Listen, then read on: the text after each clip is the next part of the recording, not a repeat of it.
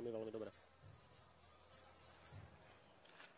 No aj štatistika streleckých pokusov razom ukazuje vyrovnaný zápas. 6 minút pred prvou sirénou. Zalovičová zrazená prihrávka.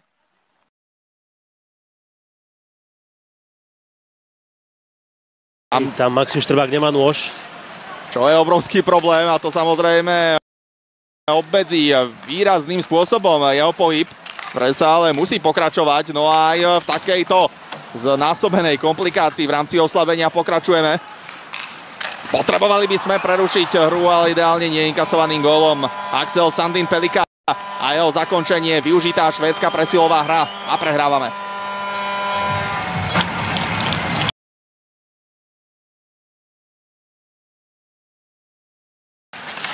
Stenberg v súboji so Štrbákom. Štrbák sa dostal naspäť k tomuto puku, ale ani na ďalší pokus sme to neodpratali preč práve cez Stenberga, ktorému výrazne pomohol Nilsson. Sandin Pelika, následne Bergqvist, rýchlo vykombinované a strela Felixa Nilssona. Tento možno ešte chcel obtreť o niektorého zo spoluhráčov pred bránkou. No a Axel Sandin Pelika si teraz nakorčuľoval do streleckej pozície. No a zaznamenáva svoj tretí kanadský bod v dnešnom zápase a druhý gól. Puk získal, no a tvoriť môže Sandin Pelika, ktorý zakončuje a strieľa gól. Nenápadná skrytá strela v podaní Axela Sandina Peliku zapadla do siete nášho brankára. No a je to hat-trickový presný zásah švédskeho kapitána. A to konkrétne k Isakovi Hedqvistovi, ktorý založil tento protiútok a následne 100% príležitosť pre Linusa Erikssona, ktorý to namieril do ľavého horného rohu Urbanovej bránky. No a švédsky náskok pomaly, ale isto narastá. Pekarčíková prihrávka pred bránkou a tam prišla dorážka Jenčka. Muž, ktorý túto presilovú hru získal, ju aj využíva a premieňa. Znižujeme na 2-5. Veľmi pekná súhra našich, najmä to udržanie puku v pásme z tej strany Juraja Pekarčíka. Tu ako si ten puk zhodil dole a potom síce bola nepresná prihrávka krížna, ale ten puk sa nám odrazil a potom tu videl, že jednoducho tam tá prihrávka môže prejsť na Jenčka. Ten si ju veľmi dobre spracoval a hneď ju posielal pomedzi betóny, takže pekná akcia, pekná súhra našich. Po tom, čo sme napočítali 5 či 6 švédskych vyhodení pri tej predchádzajúcej našej presilovej hre, tak v tomto prípade sme sa do pásma dostali, udržali sme sa tam. No a Jenčko, našim druhým strelcom na tohtoročných majstrovstvách sveta.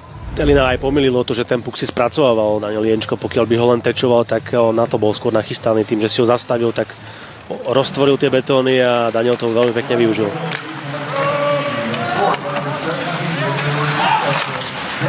Ešte možnosť niečo s tým výsledkom urobiť, odraz puku do priestoru, kde sa síce zhruba nachádzal Dalibor Zvorský, ale neúplne v pozícii, z ktorej by mohol zakončovať. Následne švédsky výpad vedený Valbergom, ale taktiež nič zásadné pred našou bránkou nepriniesol, lenže priniesol súboj, po ktorom rozhodcovia budú vylučovať na slovenskej strane nedovolené bránenie v hre. Tam naznačili smerom ku Samuelovi Barcíkovi a 65 sekúnd pred treťou sirénou pôjdeme aj my do početnej nevýhody. Tu súboj mimo puku, kedy Barcík takto na 2, na 3 krát ešte dohral Viktora Eklunda. Ten sa v závere už trošku dohrať nechal.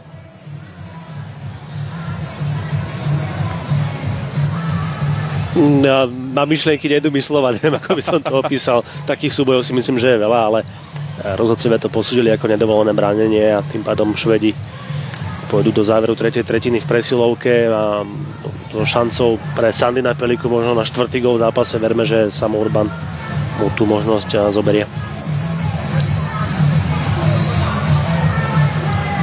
Aj Sandin Pelika by mal šetriť muníciu na ďalšie dôležité duely, ktoré ešte čakajú Švedov v rámci tohto turnaja. Nemusí všetko vystrieľať proti nám. V každom prípade plynie posledná minúta tretej tretiny. Prehrávame so Švédskom 2-5. No a v závere to ešte bude zrejme o dobíjaní našej bránky. Tri korunky sa dostali do útočného pásma, no a pripravujú si tam aj palebnú pozíciu. Práve Sandin Pelika sa dostal k puku, ale nezakončoval. Ďalšia rýchla, plynulá kombinácia. Tentoraz to už Sandin Pelika vyskúšal po takej biliardovej súhre. Samuel Urban s úspešným zásahom aj po následnom nastrelení pred jeho brankou. Tam operoval David Edstrom a následne tam bol ešte pokus o dorážku z bezprostrednej blízkosti v podaní Viktora Eklunda. Je dobre vidieť aj tieto emócie, napriek tomu, že ten trojgólový rozdiel navráva, že Švédi už si to postrážia, tak my nemôžeme byť sklesnutí a prijať to len tak. Stále je to zápas, stále je to začiatok turnaja a musíme aj my byť cítiť a vidieť na ľade aj fyzicky. Kamery sledujúce výlučne pohyb Sandina Peliku zrejme budeme na tomto turnaji vídať častejšie. Nie každý hráč má taký luxus, že jedna kamera ide práve iba na neho. Okamžite po vádzovaní zakončenie, ktoré Urban na dvakrát odpratal preč od seba. A následne sa to Richard Baran snažil vyhodiť, ale tu bude Lindstein s veľkým prehľadom včas.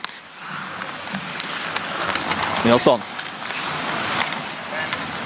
Nešiel do strely, namiesto toho ešte pokračujúca kombinácia švédskeho tímu v záverečných sekundách. Otto Stenberg to šperkoval niekam pred bránku, kde ale už spoluhráča nenašiel. No a ďalšie góly v rámci dnešného stretnutia už nepadnú.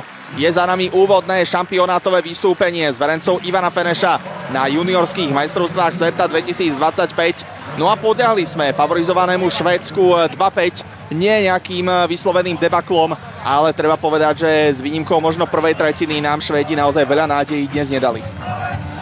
Súhlasím, tam tá druhá tretina udala, alebo ukázala nám hlavne to, čo Švédi chcú ukazovať, ako sa chcú prezentovať počas celého turnaja. Boli dominantní,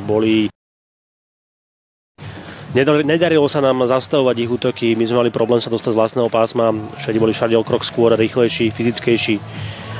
Ale áno, tá prvá tretina zase nám mohla ukázať, že aj s papierovo silnejším súperom, pokiaľ všetci idú na hranu svojich možností a máme aj trošku šťastia, tak vieme hrať